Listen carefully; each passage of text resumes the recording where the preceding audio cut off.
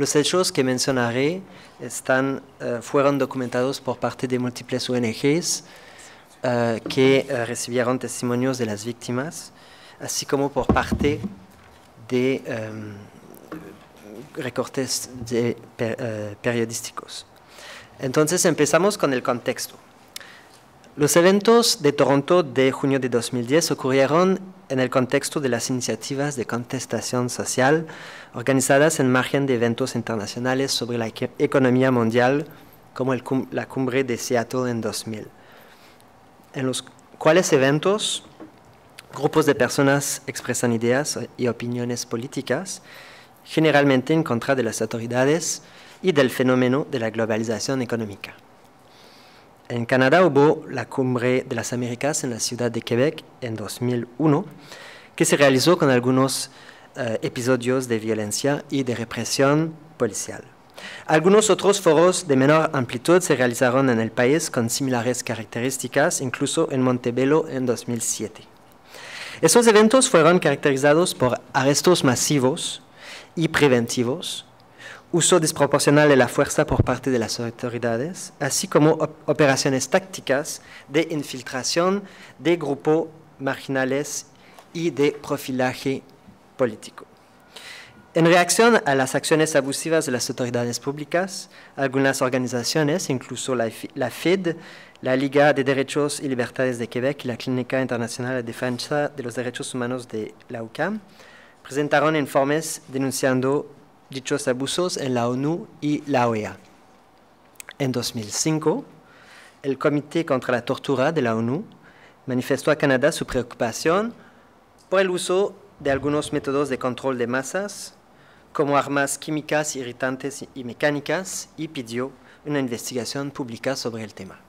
En 2006, el Comité de los Derechos Humanos de la ONU también manifestó a Canadá su preocupación por arrestos masivos y preventivos y recomendó que en situaciones similares no se impide a la libertad de expresión en eventos de contestación social y que se arrestarán solo a personas que hayan cometido crímenes posteriormente. También se recomendó una investigación pública sobre el tema. Canadá no dio seguimiento a ninguna de esas dos recomendaciones. Ahora, el 26 y 27 de junio de 2010 se juntaban los jefes de los Estados miembros del G20 en la ciudad de Toronto, en Canadá. Entre 20.000 y 30.000 personas se transportaron al centro de la ciudad para manifestar y exprimir ideas y opiniones, principalmente en oposición a las autoridades públicas y al fenómeno de la globalización económica.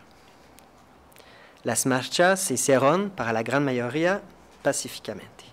Hubo algunos eventos aislados de violencia y de vandalismo, resultado de acciones de grupos denominados como los Black Blocs.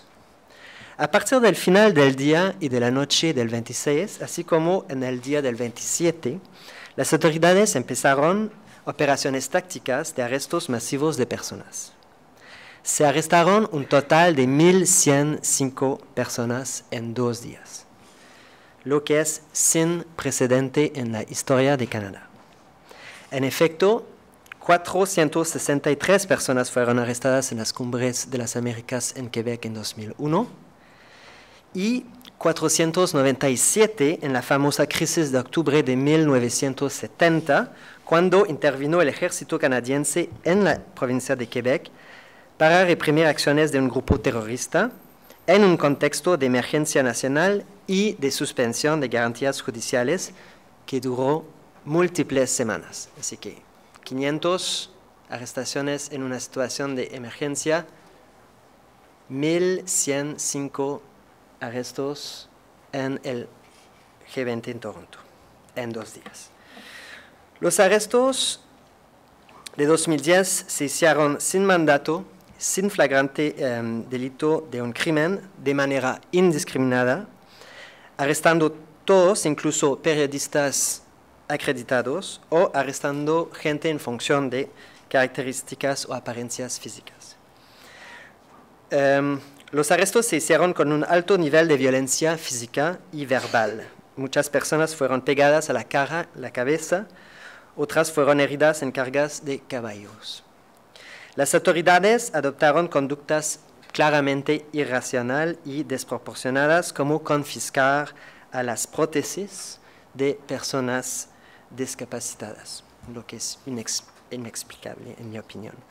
Mientras los arrestos, las autoridades dispararon balas de goma, así como canastas de gas lacrimógenos, pero utilizadas como proyectiles a corto alcance, lo que es muy peligroso.